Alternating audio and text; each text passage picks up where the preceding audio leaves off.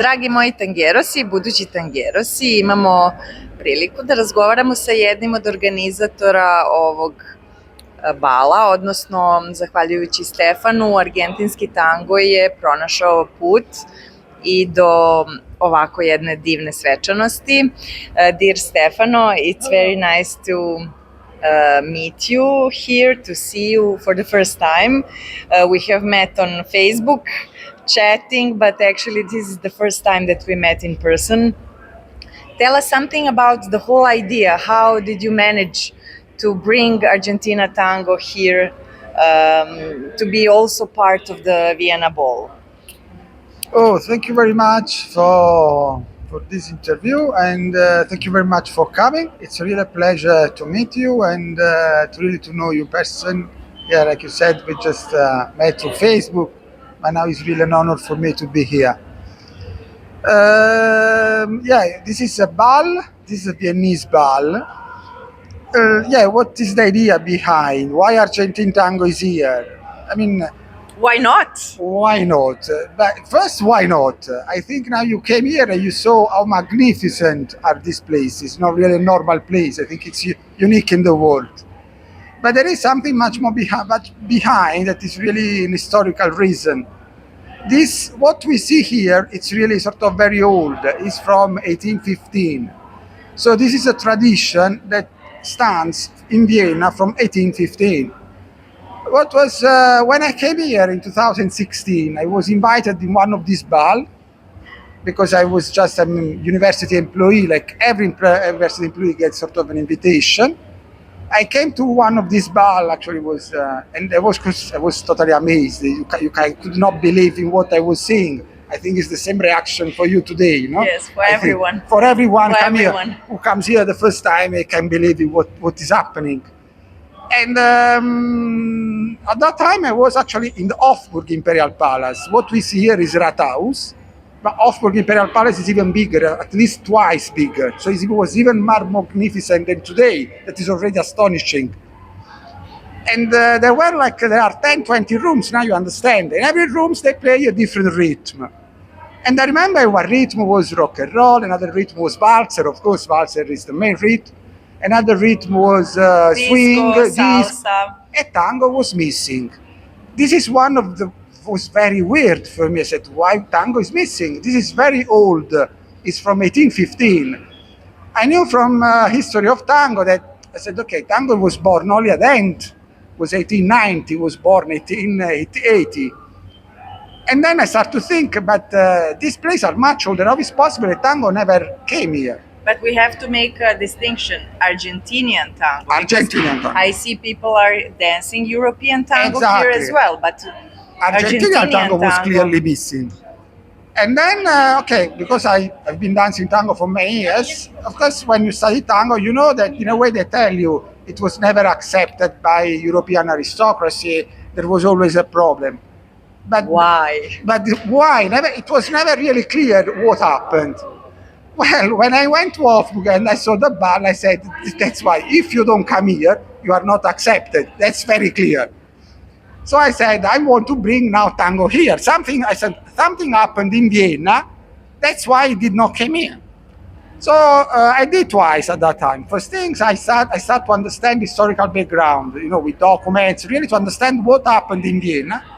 And the second things I was doing, I said with Anna, we said, let's make a tango group, and let's bring tango in Hofburg. That's really the goal what we want to achieve. And I want just to ask you, what about your personal tango experience? You were already dancing tango when you came to Vienna. Yes, that's very important. I was dancing like everybody, like a normal milonguero. I came to Vienna, and I remember I came in May, and I went to the Milonga in Vienna. It was like a parallel. It was regular like every city, like Paris, like Berlin, like Rome, Napoli, where I'm from. There is nice Milonga, very nice places.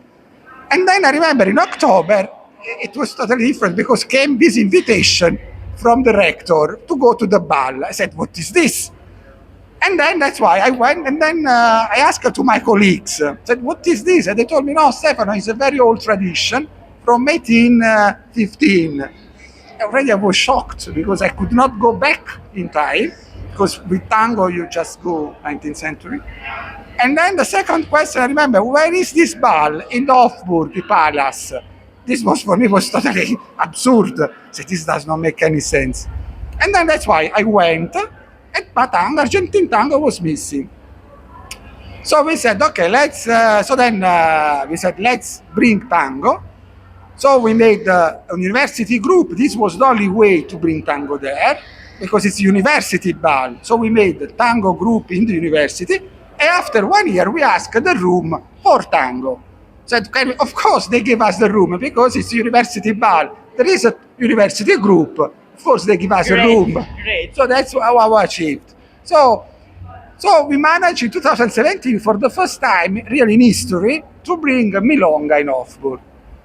Now the question, but what happened in Vienna? This is really something very important to understand. It's really the history of tango. We need to go back even in the 1850. This Walzer was born already in 1815, and Walzer and the ball are connected. So the ball means Walzer, Viennese Balls. And this ball of Vienna, they spread all over the globe. First of all, even something historical. Before Walzer, Walzer made really a big transformation in dancing. Before, there was like the minuet, there was classical ballet. So there was was just distance. Maybe the minuet was in couple, but anyway, it was a distance. Distance between people, that is very important to understand. It's like it was shameful if a girl would dance close to a man. Exactly. It was impossible. It was a scandal. Was and when they introduced waltz in the ball, it was with very special rules. You could dance, girl could dance only one waltz with one person and maybe two waltzes for the whole evening. Otherwise, it would be a scandal. So, of course, Argentinian tango is even more scandalous dance than waltz. Anyway, waltz did something really amazing that allowed the embrace. So the man could embrace the lady. So really was a different. Now really the dance got a big evolution. And then, so all other dances, they start to develop. Cha-cha-cha, paso doble, all of the swing, they start to develop. And what happened? They start to enter in Hofburg. So in Hofburg was in the ballet, like in the Rathaus, they start to include all these dances. It was just a normal procedure. Now what happened? This ball is very important. They spread all over the globe. Walzer. Of course, they went to Japan, they went to Berlin, they also arrived in Buenos Aires. There are really documents that show that what we see here tonight, there was already in Buenos Aires in 1850. Interesting. And it's not finished. Now, then Argentine Tango was born. So this ball, they were in Buenos Aires before Argentine Tango was born. That's logical, because what I said is much before. Then in 1890, it was born tango.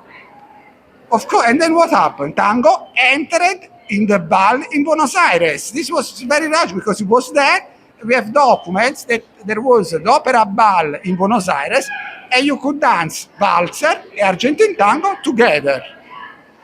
Now, so in Buenos Aires, in a way, was accepted by the aristocracy because it was accepted by the opera. There were documents in 1920, 1930, you could dance Walzer and tango together.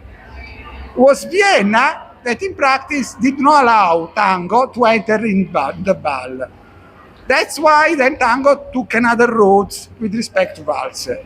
In 2017, we managed to bring tango in Hofburg Imperial Palace, and 2019 in Rathaus, the place where we are now.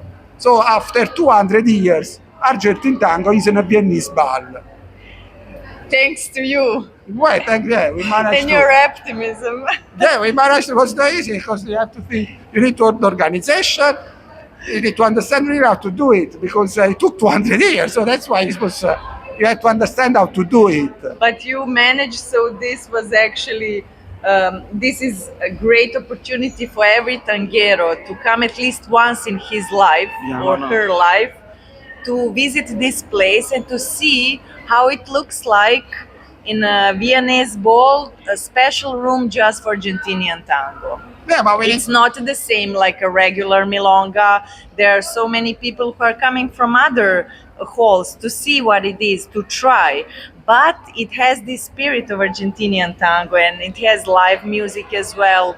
So the whole idea is really beautiful. And thank you so much for inviting us No, here. it was a pleasure. Anyway, what to say? This ball they were in Buenos Aires. So in a way, what we are doing now is what there was in Buenos Aires in 1920 and 1930 that you could go. They were calling them bailes de carnaval. Of course, in Vienna we do this in Carnival, in the Carnival period. So in Buenos Aires, if you were in Buenos Aires in 1920, 1930s, and you were going to Bailes de Carnaval, you could dance Walzer and Argentine Tango exactly like tonight in Rathaus or Thursday in Hofburg Imperial Palace, where it's going to be another ball. So in practice, we just do what there was in Buenos Aires. I wanted to ask you also about your school. You are teaching, you have a tango school, like a part of university. Yes, that's the key. I mean, my background is not dancing. I studied aerospace engineering, so I'm totally different. I'm a doctor in aerospace engineering, a PhD, and then that's why I think I managed to bring tango, because I was at the technical university. I'm not a professional, because only me I could ask a room in Imperial Palace. Professional people they could not even answer to them because it's a university thing. So why they should answer to someone external?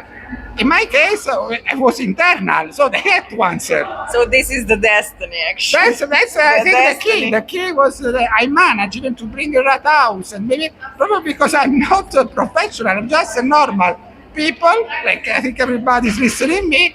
I enjoy tango; it's my passion, and but this is the reason why I managed.